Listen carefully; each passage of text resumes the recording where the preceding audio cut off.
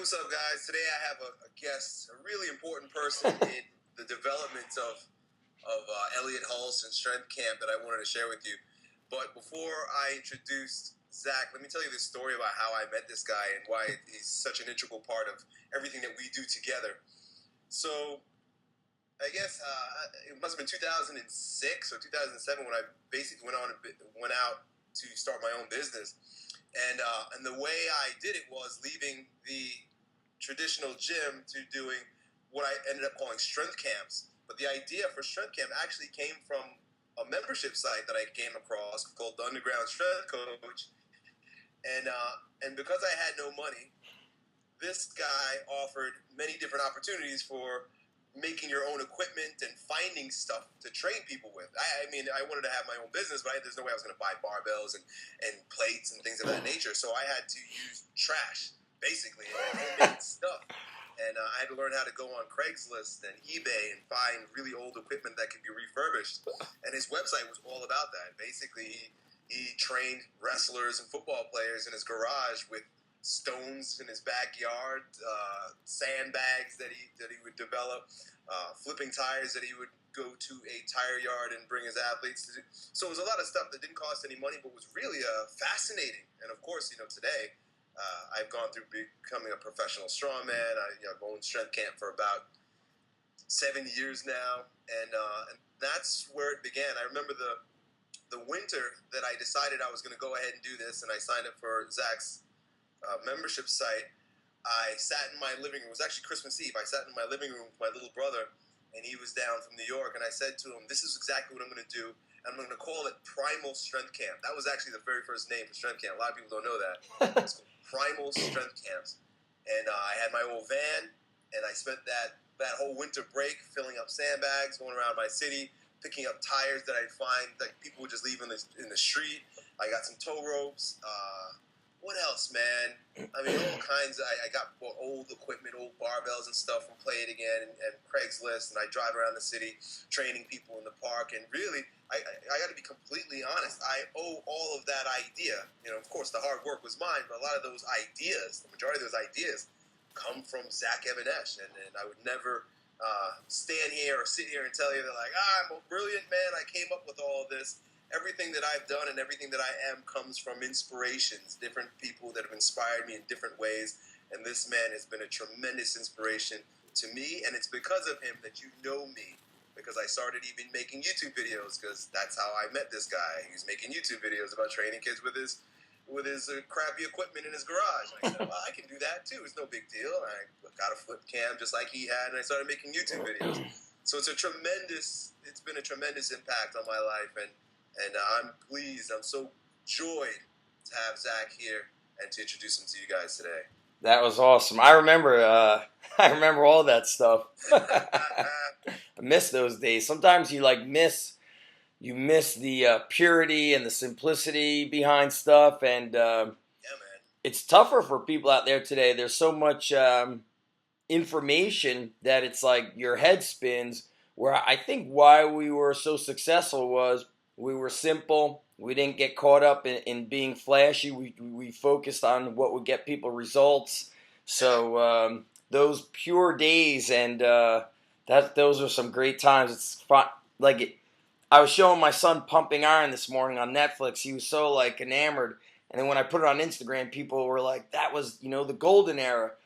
Things aren't like that. And I feel like we were kind of part of the golden era of the warehouse gym startup, where there wasn't a lot of people doing it, and there was something just super amazing about that. Back then, CrossFit wasn't a thing either. I remember about the same time that Underground Strength Coach came about, and I started doing primal strength camps in the park, was about the same time that CrossFit just started getting the ball rolling. Maybe it was a year old or something like that, but not nearly what it is today. Oh, it was different. The whole warehouse gym concept wasn't even a thing back then. Yeah, a lot of the CrossFit guys were doing a lot of the garage or small warehouse gyms. I remember the majority of CrossFit gyms I would see were a 1,500 square foot warehouse. So they weren't. I think the first CrossFit that Coach Glassman had was something like 1,200 square feet. They had that second floor up there, and then it kind of went somebody said, hey, I'm going to go big. And then I remember it was like 4,000 square foot gyms. Then it became 10, 20, 30. But I always loved the smaller spaces because there's nowhere to hide. And even now, I have the 2 locations and the smaller one. There's a different kind of intensity in there because you don't have anywhere to hide, and you're like rubbing shoulders with this guy who's prepping for this competition, and there's something primal about that it's like that iron sharpens iron. You have nowhere to hide. I love that. I think when it's very big, sometimes people could kind of get away from the eye of the coach. They could slide a little. They could slide a little bit. Yeah, that makes a lot of sense. I don't have any experience in a big gym because I went from my van to the warehouse that I had to where I'm at now the past 2 years. And I think I got like about 13,000 square feet. I don't have very much here. I've got 2 sides, but yeah, man, it's really intimate. We do the open gyms now where once a week I just open up my gym to anybody who wants to come from anywhere, and they come from like Australia, New Zealand, I love that. Europe, and Canada. And sometimes there's like 30 people packed in this little spot. You'll see the videos, and it's hot. There's no air conditioning. Everyone's sweating. It stinks. The power and the intensity of the environment. I don't think you can get that in those big places, perhaps. A big place, yeah, it's just different. I did the CERT at your gym, and it's small and it's intense. And I've always, even when I was not a strength coach, when I was doing my bodybuilding training, a lot of the gyms I went to, except for one, the majority of them were very small, or they had small rooms. They were like old banks or old offices. And I loved it because the intensity, you walk in and it just hits you right in the face that this is a place of work. It's a place to do work. Breaking up all over. There you go. You hear me all right?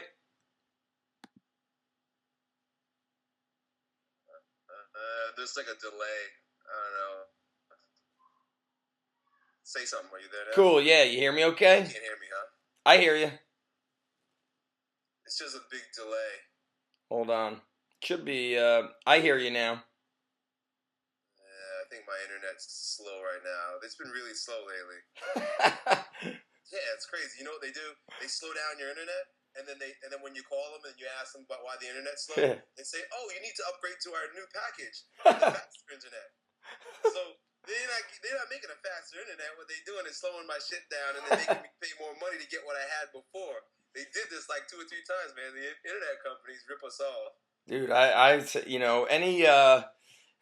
anything that's like technology based, I try to minimize it. So I think like the more we're just so connected, the less we're willing to get away from this kind of like just like person to person exchange.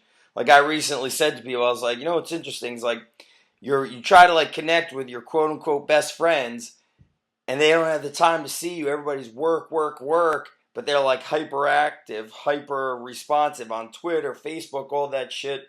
We're going backwards, dude. And I remember your first ebook was Primal. And, like Paul Chek says, he's like, I ain't crazy. Society's crazy. Everybody else is crazy. And, man, I want to see people getting back to the stuff. Like I was, this morning was thumbing through one of my old favorites, Arnold's Education of a Bodybuilder.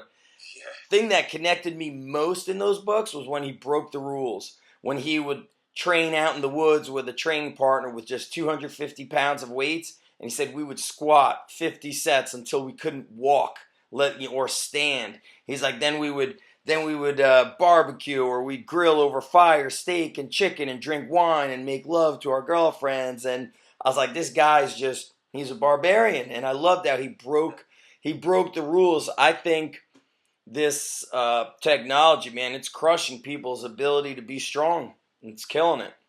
So I don't mind if the internet's a little slow. Yeah, I totally dig, man. I know what you're saying. It's interesting because the amount of information that we're able to get, it's a blessing and it's a curse. The information that we get is incredible. You and I wouldn't know each other if it wasn't for the internet. Truth. And many of the ideas that we use to make ourselves successful in the ways that we are is because of the internet. But at the same time, just the information alone makes people have this, there's this idea that perhaps by me reading enough articles and watching enough videos, that the result that would come through the practice of these things just make themselves evident in me because I'm reading and I'm studying and I'm watching.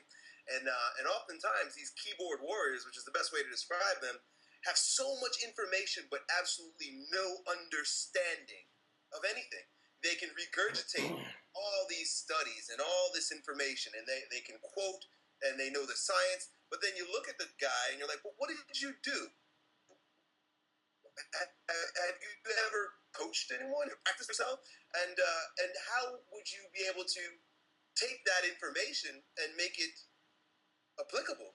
There's no application because all the application is right here. It's in our ears and it's on our thumbs. Huge difference in somebody who's training and experimenting on themselves or training others.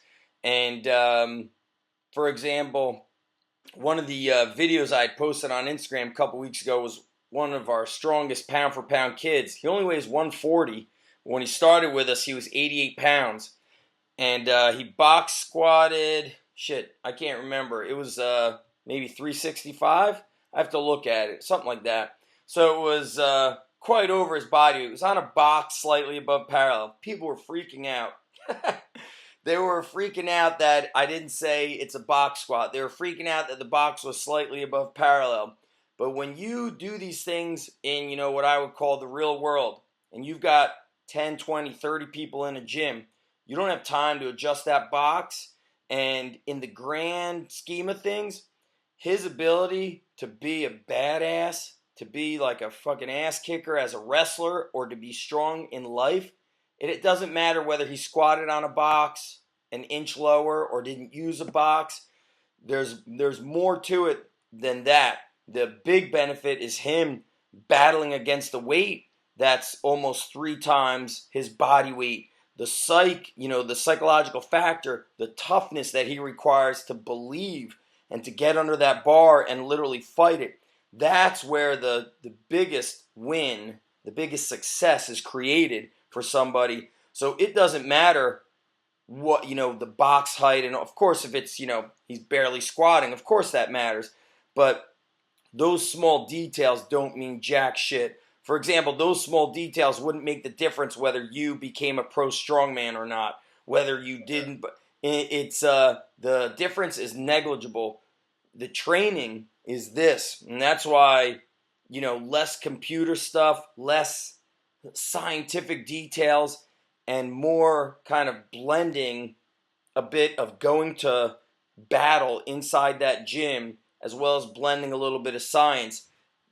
That's what they need. People need that blend of the two. When everything's perfect, you're a pussy.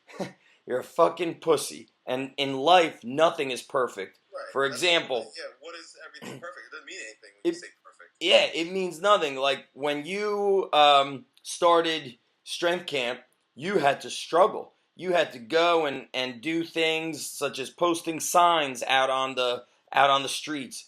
Legally, that's not really allowed to be done. But if you were all about the perfect, you would have been too scared. You would have followed all these rules.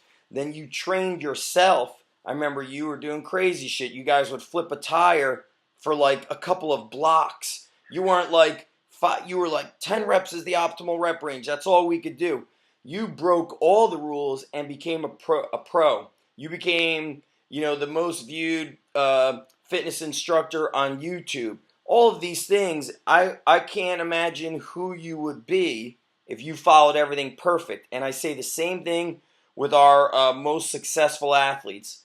We never train them in the perfect environment, air conditioned, perfect this, perfect that, because it has no heavy carryover to life.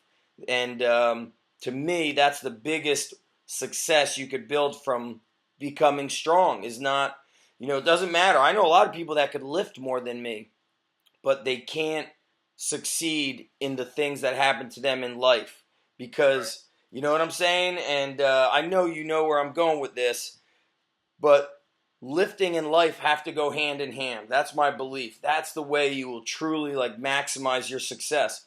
Arnold Schwarzenegger, I guarantee you, You know, when you ask him, how did you learn about success? His earliest mentors were all these bodybuilding coaches, the sacrifice he had to make to win the Mr. Olympia, all these things he learned through pushing himself through training. And he did not follow the rules. He many times broke the rules. Things like, hey, he'd say, sometimes we would do our back workout where I would challenge my partner to do pull-ups until we could no longer hold on to the bar anymore. You know, those things, nobody said, hey, that's not perfect. There's beauty and power in the imperfection. It's interesting how your training philosophy influenced me so much, and also your business philosophy. Everything that you're describing right now can be summed up in one of Dan Kennedy's sayings, where he describes how success is always cooked up in a dirty kitchen. And I think that in my mind all the time. I'm like, yes, that makes perfect sense. Why am I waiting for everything to be, all the stars to be aligned, for me to have all the right equipment and the right space? And, man, we had the worst equipment in the worst part of town with bare bones, minimal, back to basics stuff, and it turned out to be quite the success. And it's interesting to watch your journey also, man. Yeah, you know what? I gotta congratulate you. You know, because we started out, our journeys are very parallel in so many different ways, and of course you inspired me on that journey, and to watch you create all the ebooks that you created, the certification that you created, and offer all the information that you do through products and through your videos and through your blog posts and through your emails. And one thing for sure, dude, you embody consistency. You are consistent and committed. There's no doubt about it. I mean, no matter what anyone can say about Zach Even-Esh, they can't say that this guy doesn't get up and work hard every single day. You do not stop. I mean, and there's something to be said about not always having the cleanest or the right path, but a path that you are just going on. I think DeFranco, once said that a well-executed okay plan is better than a poorly executed or not executed brilliant plan. And I think that kind of embodies all of it. But my point is, I wanted to, dude, I'm sitting here and I can't get enough of your book. This is actually Zach's first published book, right? Did you publish a book before this? Never did, and it was, man, this book was like, whenever I would go out to eat with friends like yourself, or let's say I would be out to eat with other coaches, and we would be talking of like stories. I'd be telling them stories through the gym and how I trained this guy, and it just didn't sound like it was something that would come out through a like this scientific book. But then these were like athletes that were achieving things like all-state, all-American, national champs, and not just in wrestling. We've got kids going to D1 level for football, swimming, baseball, wrestling. We've had Olympians in fencing, judo. It's wrestling. It's crazy, and people pushed me. My wife always said, "You have to write a book. You have to write a book." And I know a lot of people, they follow us because they love that we overcome obstacles. And that's one thing that pushed me to write this book, is that I dug deep as to, like, why should I write a book? Because let me tell you, it's so easy to write an ebook. You could always re-edit. You could go back, change the workouts as your philosophy evolves. When you write a physical book, it has it's just a more dialed-in approach. Like, you can't fuck around with that thing. And I started thinking of books that changed my life. And books have changed my life. I'm a big book guy. We're in my office here, and there's a lot of books all over the place. There's a lot of books here. But when I was in high school, you know, the thing to me was I actually would be in and out of depression. And the books literally kind of like saved me. I would escape my own world, and I would learn through others who would overcome obstacles. And you and I spoke about this, like turn obstacle into opportunity, turn triumph into tragedy. And I loved reading Arnold's books, especially The Education of a Bodybuilder, because he spoke about how everybody in Austria was like, you can't be a bodybuilder. How are you going to You're going to be the best person in the world. You're going to stand up in a bathing suit and flex your muscles. Like, that's crazy. You need to go to the army. Then you need to be a police officer like your father. He goes into the military. He escapes in the middle of the night, hops the fence, takes the train to do his first bodybuilding contest. He comes back. He gets caught. They lock him up in solitary confinement. He's doing push-ups all day in solitary confinement. To me, that was a huge learning lesson that, first of all, the book it still changed my life. I started reading that book in like 1990, 1991.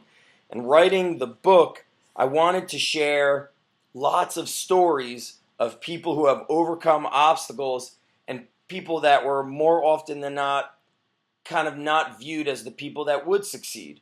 They had kind of the cards stacked against them. People like you and I. I don't think people looked at us in our younger years and said, these guys are going to be influential. These guys this is most likely to succeed award for high school. Like, no, nobody, dude, not. Exactly. And I think that there's a lot of people that have success within them. And the best way to learn to become successful is read powerful books.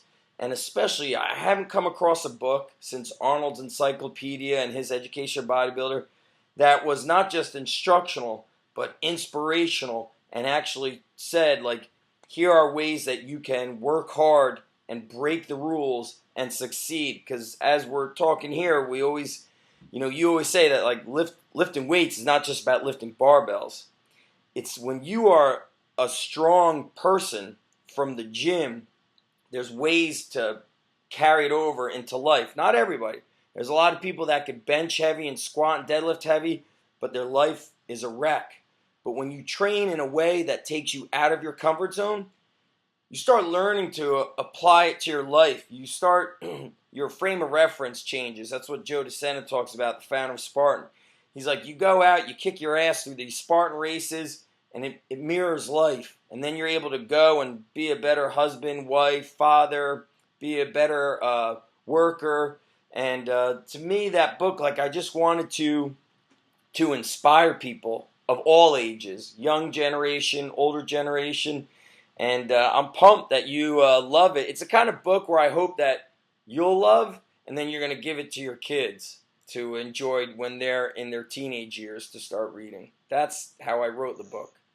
Yeah, man, it's definitely going to be an integral part of my library. Interesting how you showed your library. I kind of treat my library like a plant that you got to prune. And there's some branches that you want to continue, and there's some that you got to clip. And I'm constantly getting rid of things and bringing things in, and this is definitely going to be one that's on the top shelf, dude. Cool. So, for sure. I mean, for more reasons than just how powerful it is, content-wise, but the context of how it's made its way into my life. You know what I mean? The relationship that you and I have grown over the past almost a decade, I would say. It's time goes fast. Dude, does it ever? So, flipping through this, I love the pictures of you when you were a bodybuilder, dude. So you're not only obviously a strong guy. You introduced me to strongman training and powerlifting and stuff like that. But to see the pictures of you with your skinny face and you're eating stuff with your mom and your brother and like you're all ripped and stuff. It goes to show that your experiences color all of the information that's being presented here. And I think that's just one of those things that are missing in a lot of more contemporary books. I think people are afraid to admit that certain things or a lot of things work. And I always tell people, I go, don't discriminate against things that could get you strong. And not just strong physically, but, mentally, psychologically. And bodybuilding, that's an integral part to help people get strong, to put on the muscle. And sometimes simply just putting that muscle on your body and you start seeing yourself transform, that changes your mental strength. And there's a big carryover to that. And lucky for me, when I did train, when I was bodybuilding, I was surrounded by kind of old school type bodybuilders, very unique guys that weren't into the pretty type stuff. They were, when I was bodybuilding, these guys said, listen, man, you want to get big? You have to lift heavy. And we squatted heavy. We benched. We deadlifted, shrugs. The gyms I went to had dumbbells up to 180s, and they got worked. And when I was bodybuilding, when I did the first bodybuilding show, which was Mr. Israel, that was when the summer after my freshman year in college. I was 18. I was a younger college student. And I remember the gym owner, it was a small gym. Oh man, super small. And it was cool. My brother was in the Israeli army. It's like, when you come to Israel to visit, I'm going to take you to this gym. And I go to the gym, and the owner sees me with a tank top on. And he immediately points to the poster that shows that Mr. Israel bodybuilding show is 2 weeks away. He's like, you need to enter young Mr. Israel. And at the time, I was really in like the shittiest, the bottom of the barrel. I was going through that depressed period of my life, and I was like, I don't want to compete, blah, blah, blah. I was really talking so weak, and just, it was horrible. And I remember about a week or so later, one of my friends in Israel said to me, he goes, you have to stop fucking walking around like you're a zombie, like somebody just died. He goes, you need to wake up every morning, and I know this sounds crazy. This is 1994. This sounds crazy to some people, but he said to me, you need to wake up in the morning and just say, today's going to be a beautiful day. Today's going to be awesome. You need to laugh. You need to smile. You need to hang out with your friends. And when he started saying that to myself, was like going through depression like solid 6 months, and I didn't put on any muscle. I was like the same weight, everything. And I remember like that night I went home and I was like, oh, he is so right. I'm like, I'm fucking waking up tomorrow morning. It's going to be a beautiful day, and I'm going to fucking draw a line in the sand, and I ain't ever going back to this stupid place where I'm letting my emotions, like literally, it was like 6 months of not even being alive. And I came to the gym the next day, and I remember the owner of the gym said that was going to be my last day to tell him yes or no, am I competing? And I said, yes, we're going to compete. We just fucking tore that gym apart. I would train in the morning, then I would train again in the evening, and then we'd do posing practice.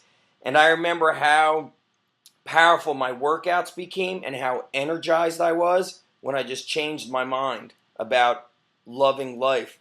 And I trained with the owner of the gym, who was very strong, and I trained with a guy who was trying to become a Navy SEAL, and he became a Navy SEAL in the United States.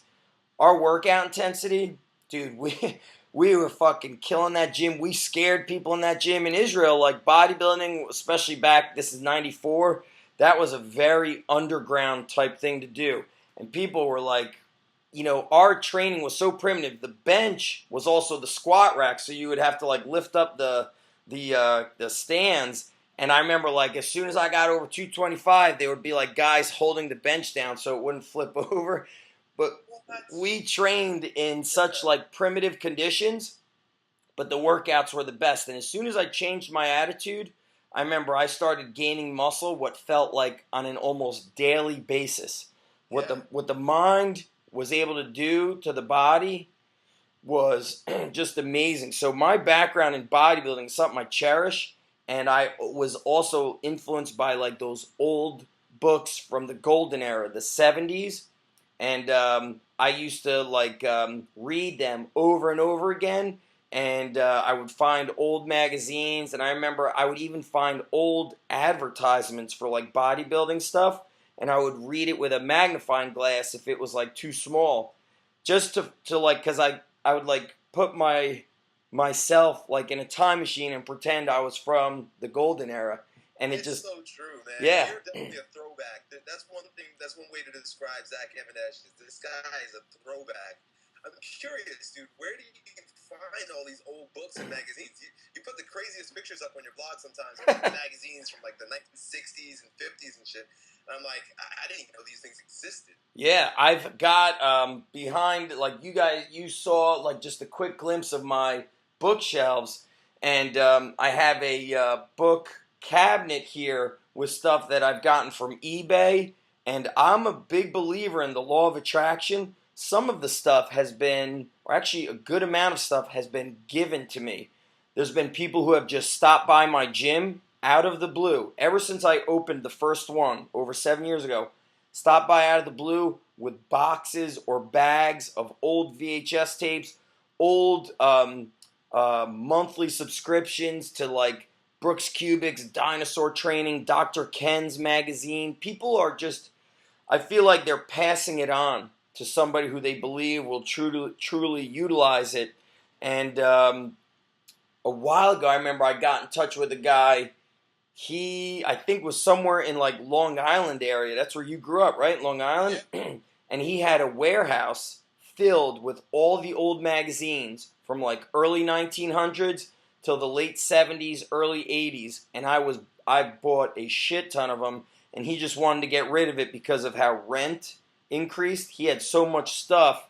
And I've accumulated it. And what's important to me is I want to be able to share that stuff with my kids, because I see the way that things are going as far as information is that there's not too many people out there like yourself and myself that encourage hard work and just fucking being a badass.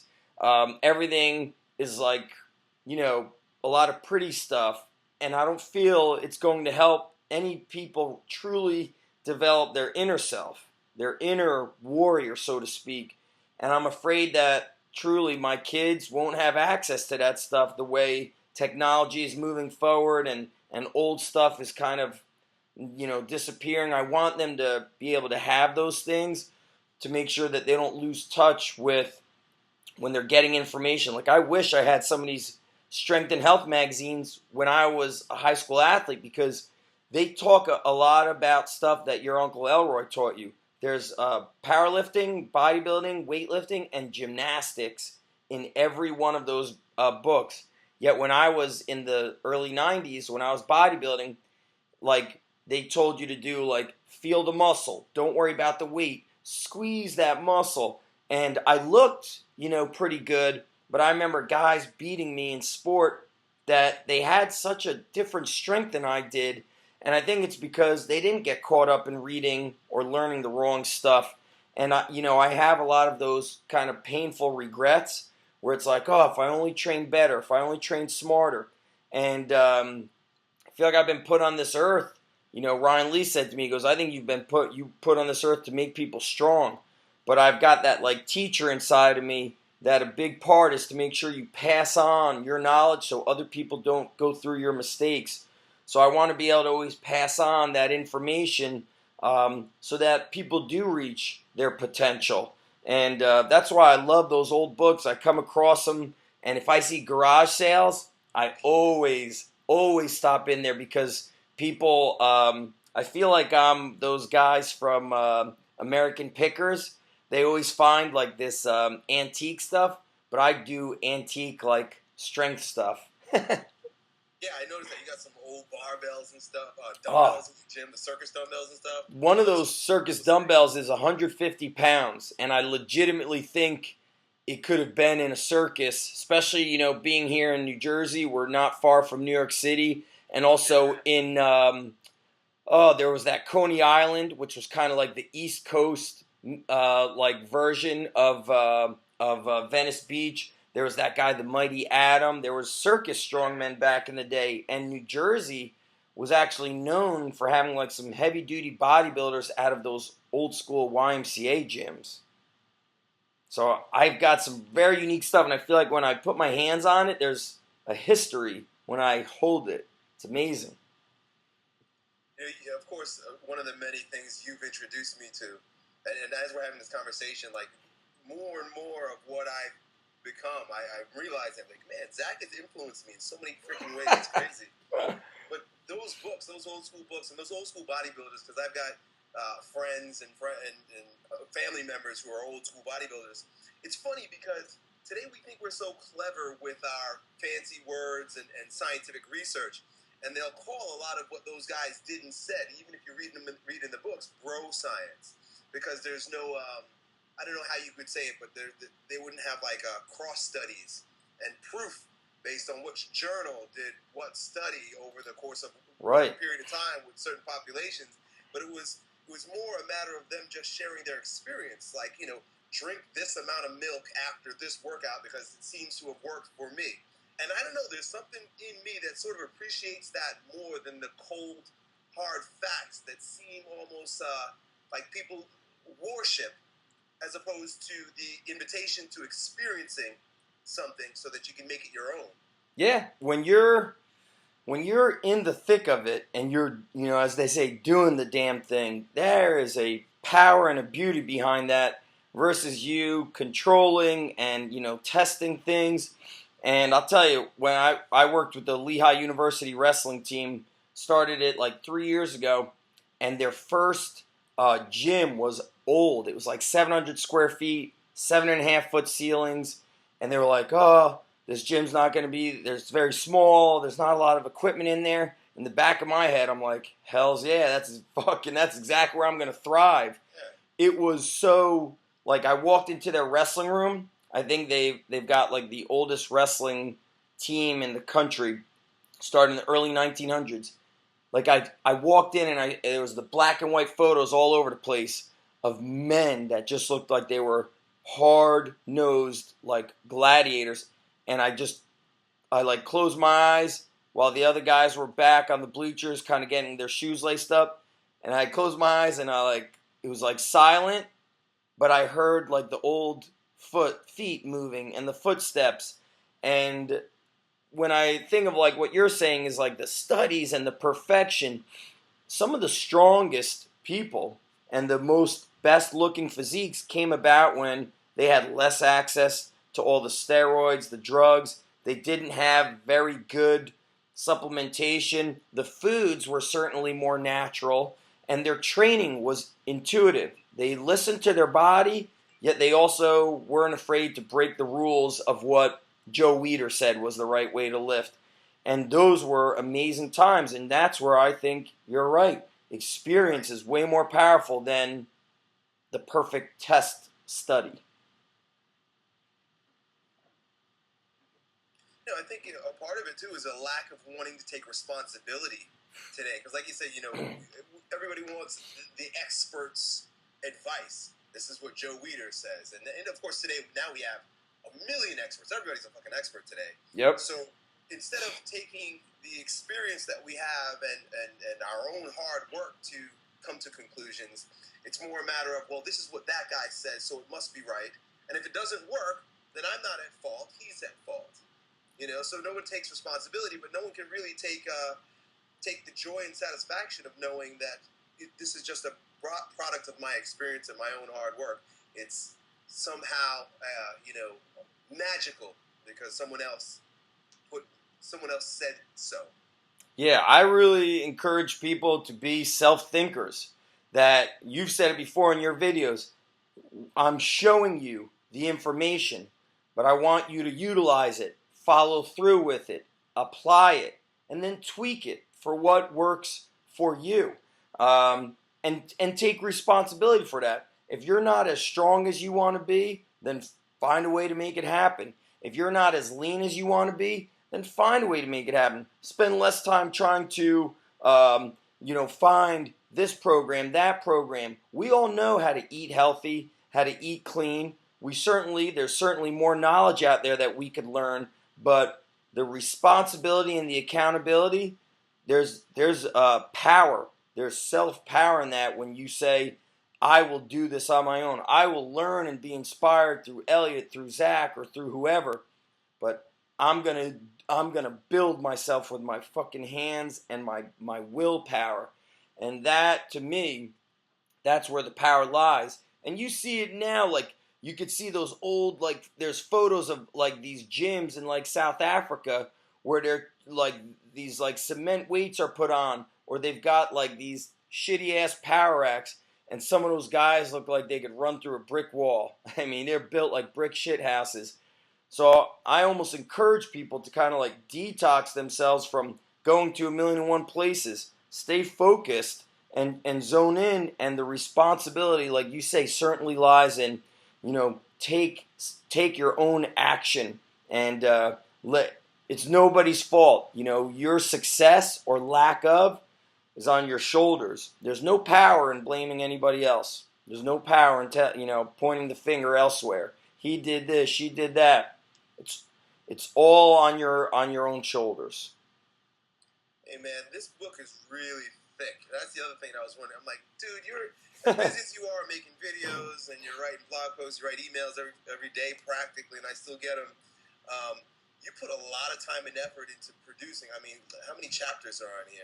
I kind of, yeah, I started trying to organize it as chapters, and I just said, fuck this. I'm going to try to take them on a journey from my younger years to my earliest lesson of what it means to be strong and how not being strong hurt me physically, emotionally.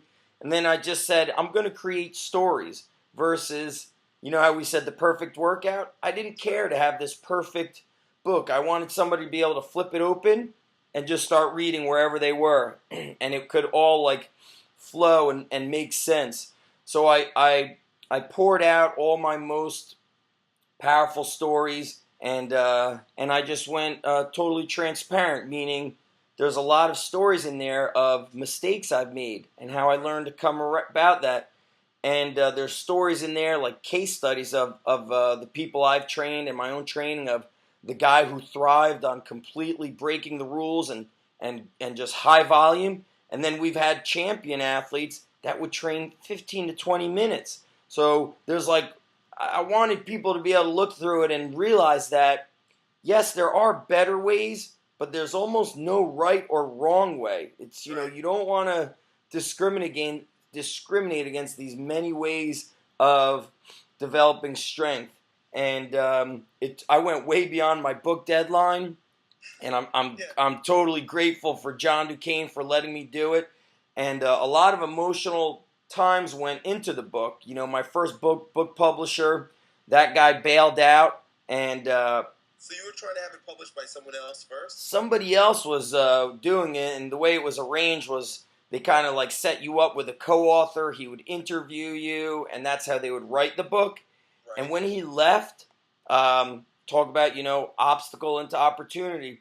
A part of me, I was like, you know what? This book's a fucking headache. I'm not even going to do it. I'm just going to do another ebook. And then I thought to myself, bullshit. No way.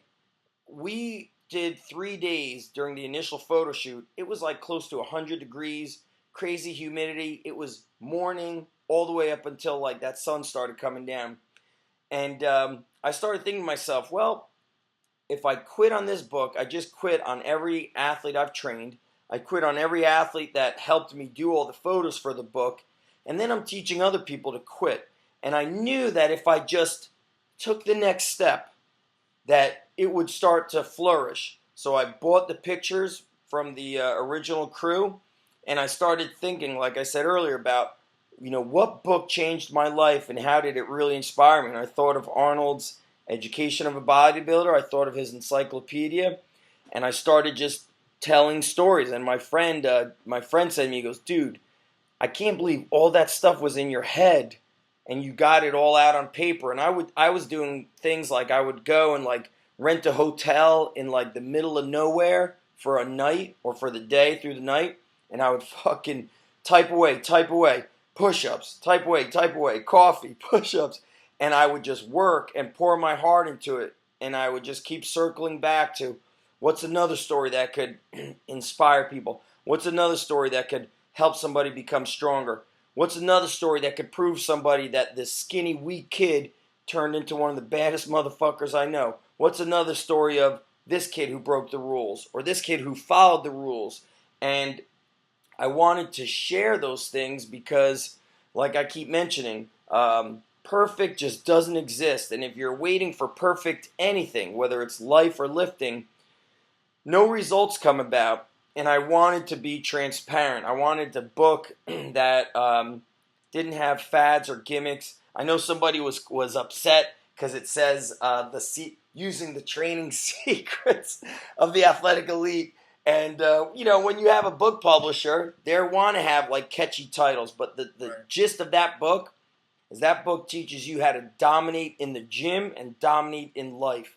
And I think I honestly believe people deserve to be successful. And I guess I know I like ramble a lot. This is how my brain, there's like always so much stuff in there. But you and I both run these strength, you know, coach events and seminars. And we love to see people succeeding because I think you and I have been in kind of life's toughest times. And like you don't want other people to go through those things. So you're like, I want to help that. for me, sometimes the big thing that drives me is like I think of when I was working so hard, teaching, running the gym, doing the internet stuff, and not seeing my daughter. My son at the time wasn't born. And then I meet strength coaches who have families and they're struggling. And I just want to like help people. You know what I'm saying? I want to help people. And I know I can't help everybody, but if I could help people be stronger, that could change their life. And that book is like, you could come back to it.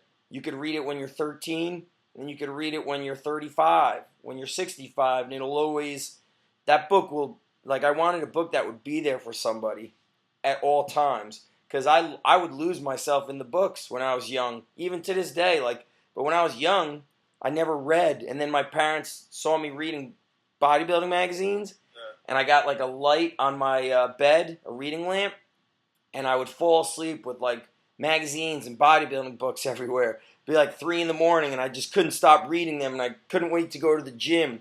I would do my homework in the gym because it was like I just felt at home. So, when this book's going to push people out of their comfort zone, and that's important. That's where you learn the most about yourself. Because a lot of people they're like right here, and right here is success, and then they give up, and then they try another program, or they're not tough. But when you get tough, you're willing to, boom, right there, you could get to the finish line, or you could get to the point where momentum starts to build. And I don't think I'd have this kind of success in my life. And my life's certainly not perfect, but I've achieved a lot of pretty successful things. But if I wasn't training hard, I wouldn't understand simple things like when your baby's born and you don't get to sleep and you have to wake up throughout the night and you have to help. Like, dude, those things, that stuff challenges you. And if you're physically and mentally strong, you're like ready. You're ready for life. You're ready for life. Yeah, man, absolutely. The principles that give you success in gym, and the gym will give you success with your family, with your relationship,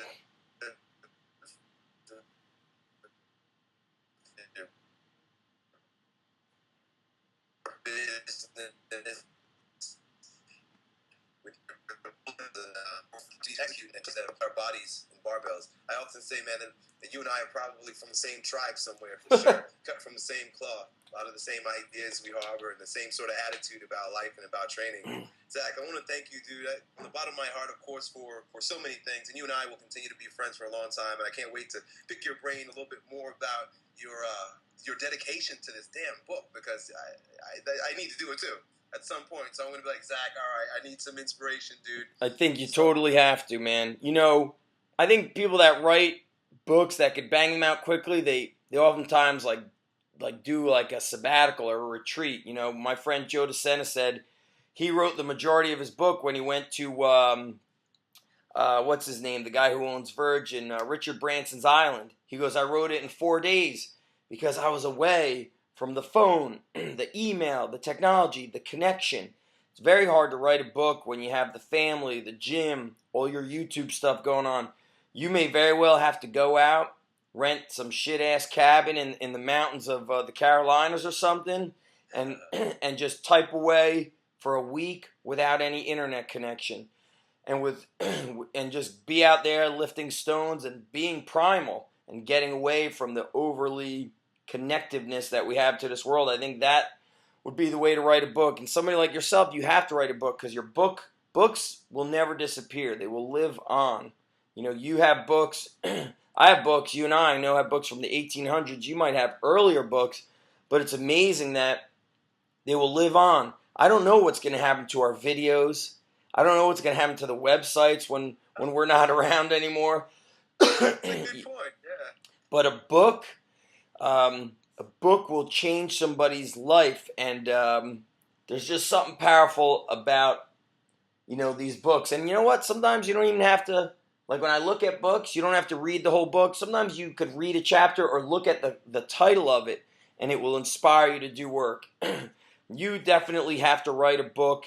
And man, my recommendation is you go off and you rent yourself a cabin somewhere off in the woods. And shit, I would recommend that to anybody who even isn't writing a book to escape the internet, to get away from being connected to all this technology, and to just go out and fucking be more primal. To me, you got to be careful with getting away from being too comfortable. You get too comfortable, is bad news. Bad news right there. Yeah, man. Hey, so Zach, I'm sure anybody who's been following me long enough has heard of you. They know you got a YouTube channel. You should definitely be on getting Zach's videos. You should be on his Facebook. His newsletter, you definitely want to get on. Zach's been writing the same newsletter for as long as I've known him, and it just gets better and better. He always tells great stories. He always has a lot of inspiration and a lot of information, too. I mean, his style of training is very similar to my style of training. If you like things I talk about, you're going to love Zach's stuff, so definitely get on that. And get his book, published by Dragon Door, and anything that John Duquesne and Dragon Door get involved with is high quality. I mean, some of the pictures in here are ridiculous. I love this thing, man. So thanks, Zach, for taking some time to share with us, dude. Thank you for everything that you do. Thank you for this book. Awesome. And that's it, bro. Thanks, guys. Thanks for listening. Peace. You got it, bro.